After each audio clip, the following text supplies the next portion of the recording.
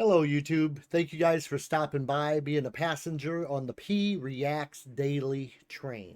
I want to thank everybody that's been coming by, helping out with the channel. We're on a goal right now to 10,000 subscribers. So if you haven't subscribed yet, go do so. I notice there's a lot of people that have not subscribed. They just come in, they watch the video, and they leave. So that makes no sense to me. Just why not subscribe? It literally takes a second.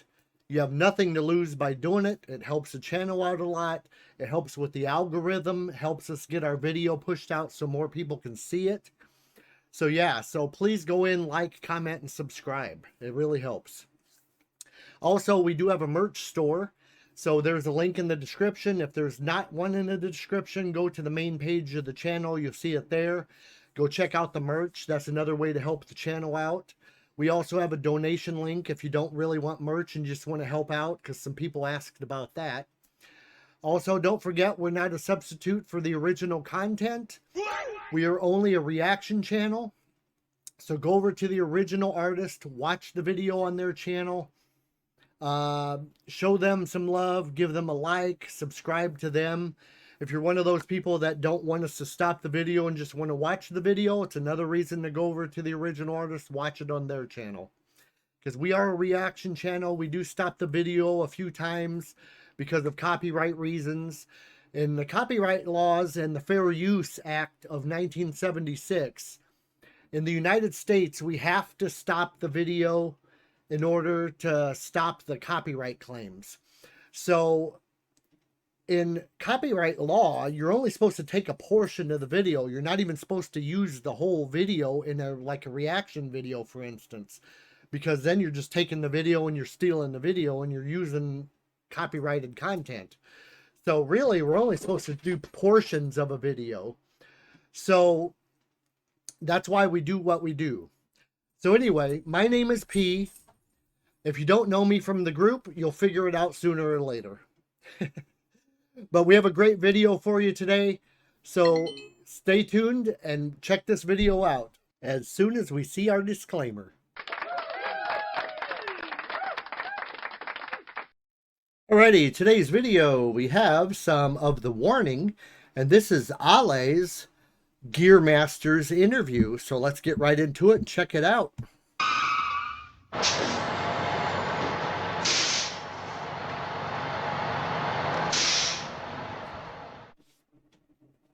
Hi, my name is Alejandra Villarreal and I am the bass player of the band The Warning. Our new single, More, just came out, so go check it out. And I am going to be talking about my bass today. This is my bass. This is a custom USA bass. It's an NS5 XL. I am a Spector artist. I designed this bass with them. Everything from the wood and the material, the color, everything, every step we did it together, to the inlays, which is the this is our logo. So everything we did together, and I really love it. We did special wood in the back. I think it's redwood to make the bass lighter, because most of their basses are extremely heavy, and so I just wanted to make it a bit lighter, but it's still great wood for the sound of the bass, and I feel like it's just perfect for everything we do with the band. So yes, I love it. I started using a 5-string bass like maybe 3 years ago now, 4 years, and I quite love it. A fan actually gifted me a Spector bass, a 4-string Spector bass, like 5 years ago maybe, and since then I've loved Spector, and I'm really proud to now own a custom bass. You can actually get this design, which is called Alice Inferno, in the Spector website. And we just released a signature model, which is my model. It's a 4-string bass, and it was inspired by this original bass that we designed with Spector. So yeah, and it also has my signature in the back, which is awesome. I love it. And the last thing that we just added to this bass are lights. And so it looks really cool, but it's also really helpful for when we play live, and you know, the lights are all over the place. It's just so I can go back and I know where I'm playing. So these pickups are EMGX pickups. I have, well, 2 normal knobs and a stack, I think, knob, that's how they're called. And this is regular volume. This is the blend for the pickups. This side is mostly this pickup. I use it in the middle. And these are the bass EQ. These are the high ends. I use it almost all the way up, not all the way up though. I use it in standard tuning, so it's B, E, A, D, G. Standard tuning all the way. The strings, I use D'Addario strings. I use the NYXL 45 to 130, and I love them. They sound pretty good. They last a really long time, and they're not too bright, they're not too flat, I guess. But yeah, I love these strings. I don't have to change them out as often. And this is my pedal board. I don't use that many pedals, but... All right, yeah, she's really getting into a lot of the detail on this. I didn't know there was that much to do. I know there's like a 4-string bass, and she has a 5-string here, and I think there's a 6-string too, so a lot of different basses.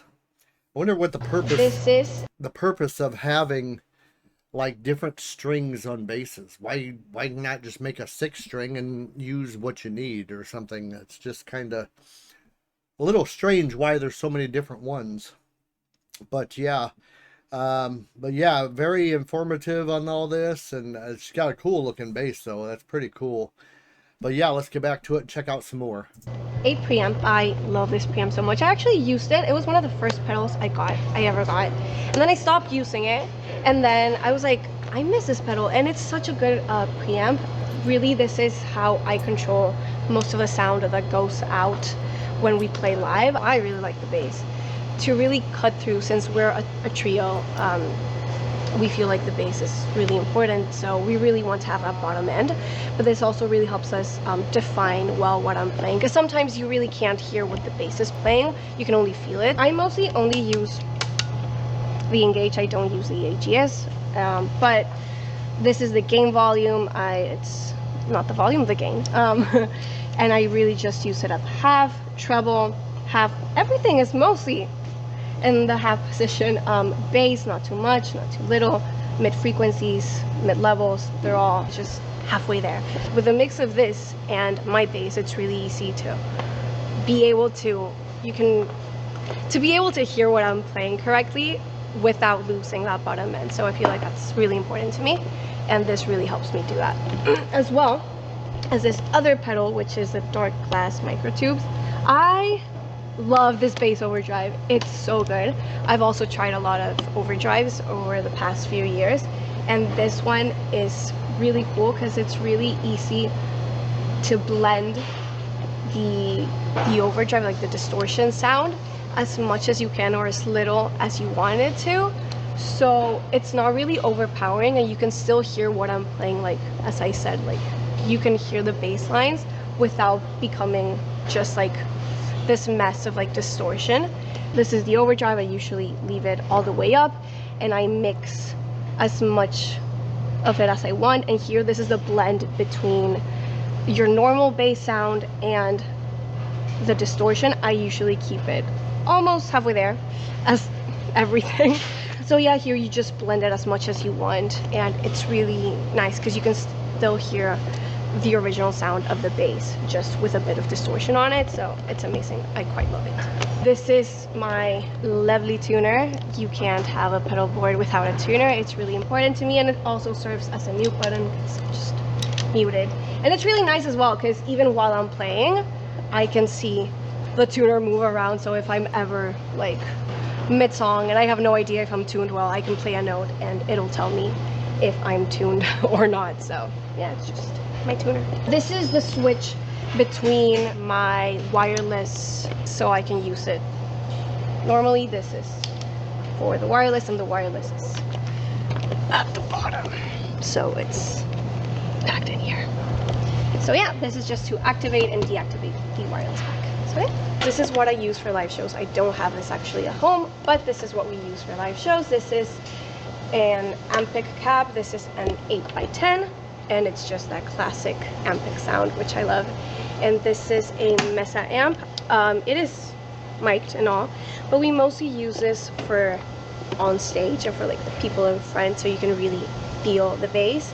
I love this. It's honestly such a help when we're on stage, because sometimes you can't really feel the energy that the crowd feels. Like you can't feel it on stage, and the amps like really help us to feel the bass. So mostly I just love it to have like a lot of bottom end so I can feel and listen my bass on the outside as well. So thank you so much for watching. Don't forget to check out our new music and go to thewarningband.com for any other information you want to know about us. And yeah, thank you.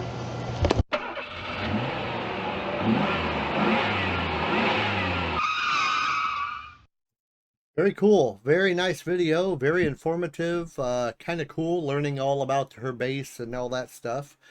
But yeah, so thank you guys for stopping by. Don't forget to like, comment, subscribe. It really helps out a lot. We're on our goal and road to 10,000 subscribers.